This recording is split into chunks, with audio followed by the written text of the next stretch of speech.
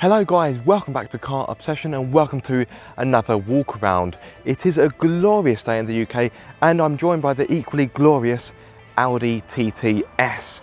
So as always, I will take you around the car, talk you through the specification and also give you my initial thoughts as well. So yes, the Audi TTS, this is the third generation of the Audi TT and I think it looks absolutely fantastic. Now I still think the Mark 1 is the best looking, but the Mark III is a very handsome looking car. It is aggressive, it's got nice angular lines, and just look at that face, that is a frown and a half. So it's clear this car is here for business. It looks as if it is fed up of all of the hairdresser jokes, the air hostess jokes, and it really means business. Now, let me talk you through some of the prices. So the TTS starts from £45,910, but predictably the car I have has been peppered with a few options. So the car you see right here, right now, is actually £53,245, which, let's be honest, that is a fair chunk of money. So to talk you through some of the options, the paint is optional. I've got the turbo blue paintwork. Regular viewers may remember that a few months ago I had the Audi A1 and that was finished in exactly the same colour, turbo blue. Another option, I have the 20-inch alloys, which do look fantastic, but they are rather low profile, which does of course affect the ride. In fact, the tyres look like they've been painted on, they are that thin.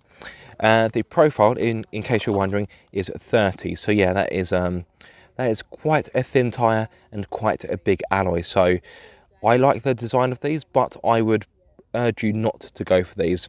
As standard, you get 19-inch alloys, which I think they'll look just fine in all honesty. But the 20-inch alloys do give the car a more beefier stance for sure. Right, so let me take you inside the car. Actually, whilst I'm here, another option. You will see down here, you have the red brake calipers. They are an option, which I do think is a little bit cheeky, but never mind. One thing I love about the TT, the frameless doors, a really nice sleek look. Yep, very classy. As is the interior. So as standard, you get these wonderful super sport seats, which are finished in Napa leather. As you can see, you've got a quilted design. They are very sumptuous to sit in, they are comfortable and supportive. You may have noticed the Tango red accent on the side. That is an option, and in all honesty, personally I would prefer it to be blue to match the outside. Now, as you guys know, I love black and red as a colour combination, but in this instance, I would rather have that black or body coloured. But anyway, that is quite a picky thing to say. So you get S styling cues here and there. So you've got an S scuff plate, you've got an S steering wheel as well, with a flat bottom to give you a more sportier feeling. I have been doing some other filming today, so you will see some of my camera gear laid about the car. Right, let me step into the car like so. Oh, actually, by the way, that is a design feature I really like. Right, let me take the weight off my feet. I've also got carbon inlays on the inside, but predictably they are an optional extra. But I do really like them. They do give the inside that extra bit of sportiness. Now, I think I will actually leave my door open because it is very warm in the UK today. As you may have just seen, I do have a Bang & Olufsen sound system, which once more is optional. Let me talk you through what is standard, because at this point you may be thinking, well, Aaron, what is standard? So you get the simply wonderful Audi virtual cockpit as standard. As you can see, you've got the TTS logo there to remind you you're not driving your average TT. I've got dual zone, get your words out, Aaron. You've got dual zone climate control. I've got active lane assist. I've got Bluetooth, DAB radio and navigation, but you don't get smartphone connectivity. You do have to pay more for that. Let me just turn on the ignition. You will, I think you're about to get blasted by the aircon, well, the climate control. Nope, okay. Here it comes. Let me just, there we go, it took a few moments. Let me just turn that down. I may just keep it on just a little bit, just to help cool myself down. Now you may have noticed there is no touchscreen here, which some of you may be disappointed by, but I actually quite like it because it makes the inside of the TTS feel more driver focused and it gives it a cleaner look. So all of your infotainment is accessed via the virtual cockpit, the 12.3 inch digital display, which is so pleasing to look at. Audi has completely smashed it out of the park with the virtual cockpit, so I've got no complaints. You've got arrows here in which you can change the view, like so. Just get my autofocus sorted. There we go. So that gives you your trip computer. That's for Bluetooth, that's for the audio, that's for the phone. Should be one for the navigation. You've also got a button here marked view, which I can't quite, there we go. Hit view, and as you will see, you can make the dials larger or smaller, like so. And it takes you back there. So the virtual cockpit, it works very, very well indeed. Right, what else is standard? You get LED headlights as standard, but this car does have the optional matrix LED headlights, which are, and they are more adaptive to your driving situations. I've got drive select, so I've got a button marked here, which gives you your driving functions, your driving mode. So you have efficiency, comfort, auto, dynamic, and individual. So as you can see, at the moment, I've got it in dynamic. And yeah, in all honesty, there's not really that much more to report, because if I'm going to be truthful, you don't really get that much as standard. So the list of standard features, you will run out of it quite quickly. But in regard to the options, for this car in particular, it is quite extensive.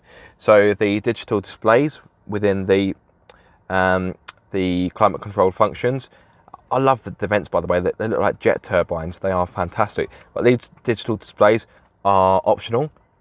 The carbon inlays, as I've mentioned, are optional. The Tango Red trim, that is optional. What else is optional? In fact, there's so much I've forgotten, to be honest. In fact, I've got a bit of a list. I've got some notes to my left-hand side.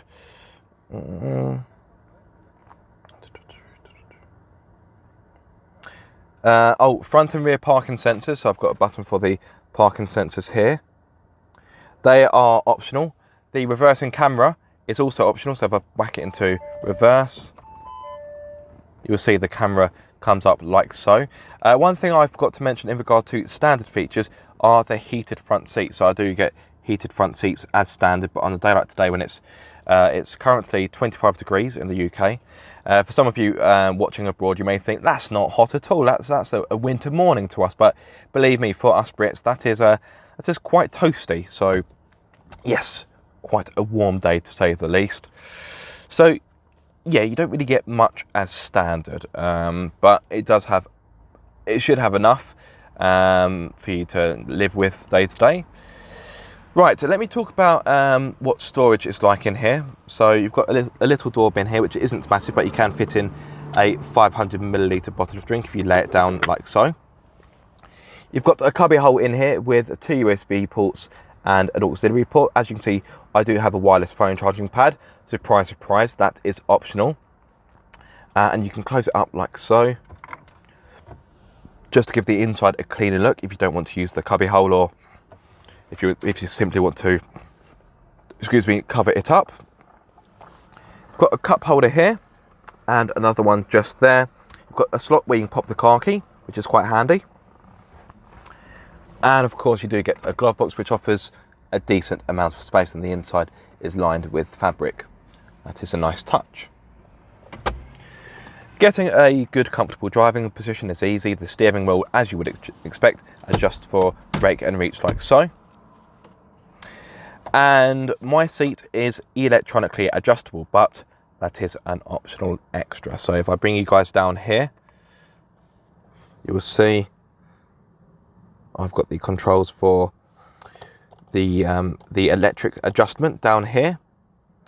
Now I have been able to get a comfortable driving position, but I don't know. I feel like I feel like my legs are a little bit too upright in this car. For a sports car, I want my legs to be stretched out a little, and obviously you'd go, well, Aaron, just put your seat back. But if I do put my seat back, I'm a little bit too far from the steering wheel. So the driving position is good, but I would like it to feel just a little bit more sporty. Maybe I'm being really harsh and picky, but that is merely my opinion. One other picky thing to say about the seats is they are electronically adjustable, but there's no memory function, which, you know, if you're going to have this, well, I'm not going to say this is going to be a family car, but if you have more than one driver, it'd be quite nice to have a memory function, just in case more than one person in the family happens to drive the car. But like I say, that maybe that's picky. But yeah, overall, the inside is finished as you would expect from Audi. It is sublime. It really, really is. I have very little complaints about the quality and the finish. All the buttons and the, you know, everything you touch has a nice tactile feel to it. Yeah, it's been very well put together. Now, this car does, of course, have back seats. Now, I don't know whether or not I've got the energy to try and get myself into the back of them. But you know, needless to say, guys, the rear seats aren't really that usable. If you have a child, then perhaps, but to give you some idea of how much space is left, sorry, I've got my camera slider there, let me move it out of the way. To give you some idea of what legroom is left over, that's really not much. In case you're wondering, I'm 6'2", so yes, I know I'm a taller person, but even so, even for a short driver, I think you would struggle to get an adult in the back, or even a teenager. So yeah, the rear seats, they are a bit of an afterthought, if you ask me. The boot, though, is pretty decent, considering. So, lift it up like so, and what you're looking at, apart from a lot of my mess, is 305 litres worth of space. Now, if you want more space, you can, of course, fold down the rear seats. I use the term seats quite loosely, but you can fold them down to give you 712 litres worth of space, which I think for a car like this, it's not too bad. I definitely think that even if you have the rear seats up, you can still have enough space in here for a weekend away with very little issues, or maybe even, you know, a longer breakaway. So yeah, the boot, I think, is pretty good. You know, there is quite a step into it, so if you have heavier items, it may be a little bit of a chore to lift them up and over into the boot. But come on, this is a sports car. It wasn't designed with a huge amount of practicality in mind. Close the boot down like so. At the back, you have not one, not two, but 4 exhaust pipes. You can't really see those two because they are in the shade, and they do make an okay noise, but the noise this car makes is a little bit muted and a little bit subdued. I will pop in a clip of the engine starting up and a few revs.